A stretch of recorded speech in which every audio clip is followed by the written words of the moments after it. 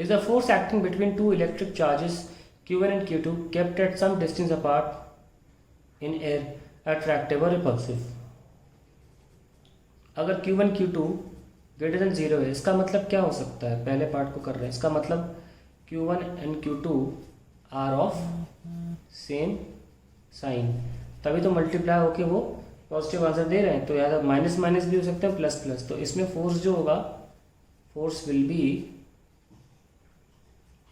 Repulsive. और second बात कर रहे तो Q1 Q2 लेस देन 0, तो Q1 and Q2 are of opposite sign, so force क्या होगा? Will be attractive. अब आप सोच रहे होंगे कि इतने छोटे सवाल के लिए, जो शायद मौखिक भी हो सकता था, मैंने इतना बड़ा पेज क्यों लिया? ऐसे थोड़ा सा एक्सटेंड कर रहा हूँ, दिमाग में कुछ सवाल हैं जो आपके बुकलेट में नहीं है पर आए हैं रिसेंट ईयर्स में, उनको मैं भी साथ में ले रहा हूँ जो इस तरीके के किसी भी आसपास से रिलेटेड हो। उन्होंने फोर्स का फॉर्मूला पूछा था, force a graph versus Q1 Q2। Okay, तो इसे देख लेते हैं कैसे बनाना है। Q1 Q2 यहाँ पे ले लिया और F हमने इस एक्सिस पे ले लिया है। आप क्वेश्चन को देखिए, it is Q1 Q2 proportional to r square. तो जब भी हम कोई ग्राफ बनाते हैं दो क्वांटिटीज़ के बीच में, हम एक क्वांटिटी उसमें से तीसरी क्वांटिटी जो है उसको हमें फिक्स रखना पड़ता है। यहाँ पे आर स्क्वायर फिक्स है, ठीक है।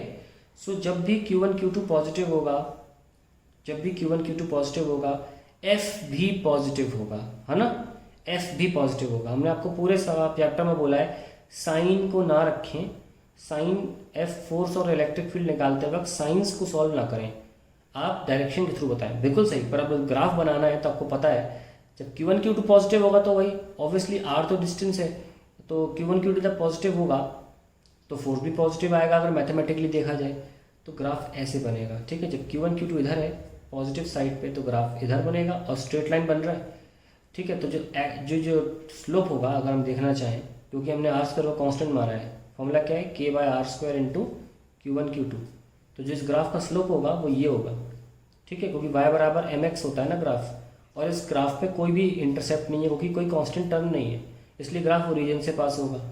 ये बोर्ड एग्जाम में पूछा गया है एक बार, तो ये बनेगा हमारा ग्राफ, ठीक है। और बोर्ड एग्जाम में आपने बहुत से लोग मैग्नेटिज्म भी पढ़ चुके हैं, तो मैं हल्का सा याद दिला दूँ कि दो वायर्स होते हैं ऐसे, उनमें करंट जा रहा होता है, तो उनका फोर्स का फॉर्मूला भी I1 I2 मतलब proportional to something I1 I2 होता है। उसमें भी सवाल पूछा गया है फोर्स का I1 I2 से, और उसमें बिल्कुल उल्टा बनता है, क्योंकि जब करंट अपोजिट होते हैं तो फोर्स पॉजिटिव होता है, तो उसमें उल्टा बनता है, उसमें ऐसे बनाना पड़ता है ग्राफ।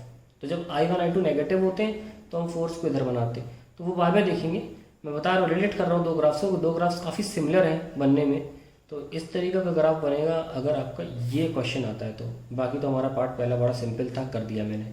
ध्यान रखें स्लोप क्या है, इसको इस पार्ट का स्लोप है K/R², इसको चेंज नहीं किया जा रहा है।